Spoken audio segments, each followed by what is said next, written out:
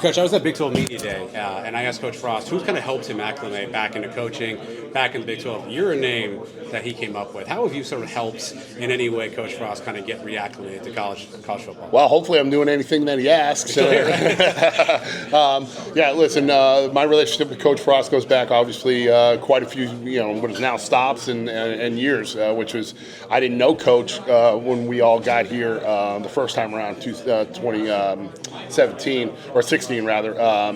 I had known Eric Chenander. That was my connection in with Coach. And then just being able to be around him, the competitor that he is, I think he and I see things very similar as far as training and developing, young men into, men and, over the course of their college career. So I think we've kind of always been on the same page with that.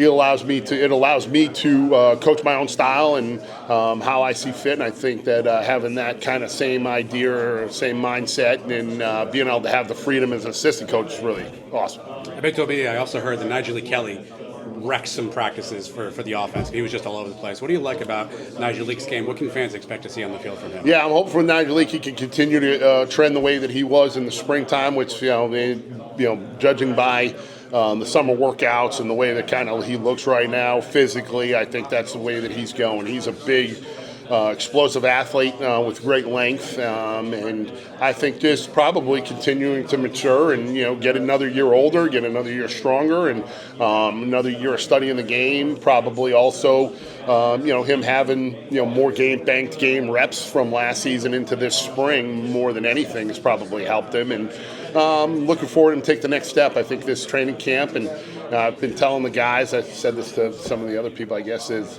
you go through spring ball, you go through summer workouts, you go through training camp, they all count, and they all matter, and it's all how you're training your body to be able to be successful, and once the games roll around. So he's got if he can continue to work the way that he's been working, I think he's going to have a good year. You spent last year in the Big 12 with Kansas. What did you learn last year that you're kind of bringing to this year as you're still in the Big 12, obviously wearing a different color shirt there? Yeah, different logo, different color shirt, but did have the opportunity to get around the Big 12 and see some of the teams that we're going to be playing. Some I didn't cross over with that are on our schedule for this year, but getting to be around it and see, you kind of, the competition in this league is amazing. I mean, even Kansas is a good example. After our slow start, and then we won three top 20 against three top 20 opponents in a row late in the season to put ourselves back in contention to go to a bowl game. And you kind of see that parity where you better show up every single Saturday, because any team in this league can beat any other team. I think it's pretty well known. Arizona State was picked at near the bottom or whatever, and they end up being the champions and did a great job in the playoff game. So I think that's something that, probably looking at the rosters and the teams that are coming back and all that stuff, that's what I expect out of the Big 12. You better be have your helmet strapped up and ready for a battle every single weekend in this league for sure. We've heard a lot about chip on the shoulder, guys playing with chip on their shoulder, maybe even coaches coaching with chip on their shoulder.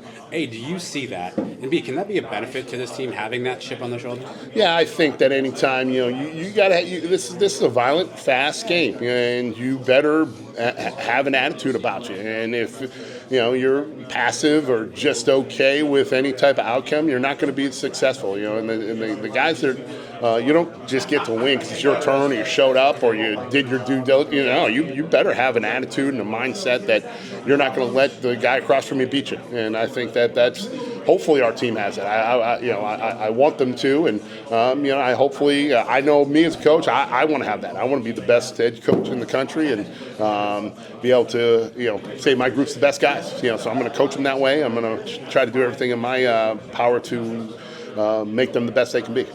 For you, reunion tour back to UCF, back to Orlando. What's it like coming back? Has it changed a lot? Do you still find yourself familiarity with places and turning left, turning right? Do you have all that figured out?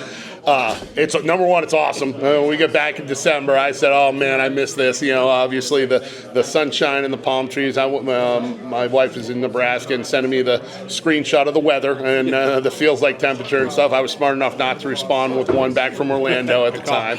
But we got a house probably a half a mile from the house that we lived in last time we were here in the same neighborhood. We love this area. I mean, what's not to love? And I think everybody knows what a great place this is to live. And the one thing that's definitely has changed is the amount of people and the traffic. Sure. That has certainly changed. I was complaining about it back in December, and someone looked at me like I was crazy and said, "You understand 4 million people moved to Florida during COVID, right?" And I'm like, I don't know the number, if that's even the correct number, but definitely more people, more traffic. But other than that, I love it. What's it like for you? There's a lot of guys from that 16-17 staff and team that are now with you, and obviously Coach Beckton, Coach Ross, Mackenzie Milton, Jordan Johnson, Dimitri Brim.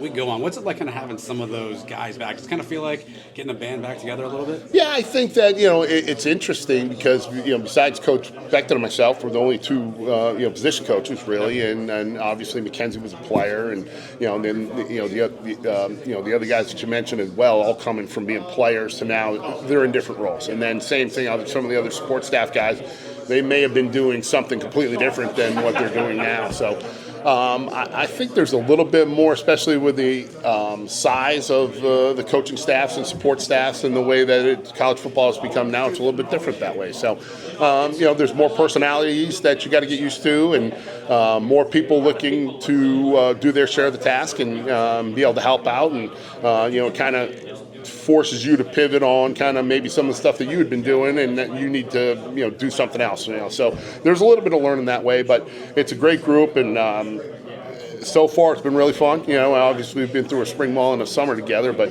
a great group of people that Coach Frost has put together. I'm excited to walk in the building every single day, and kind of put a smile on your face, and everybody's very upbeat and very excited. I saw Coach Grinch rocking a UC Fierce wristband. That should bring some memories back to you. Sure. Is that a mantra you're all using again? And what does UC Fierce mean? Yeah, I think that to me is something, especially defensively. That we kind of own. It was UC Fast and UC Fierce, right? And when we came back in, those placards were still in the building. Which I thought was pretty cool.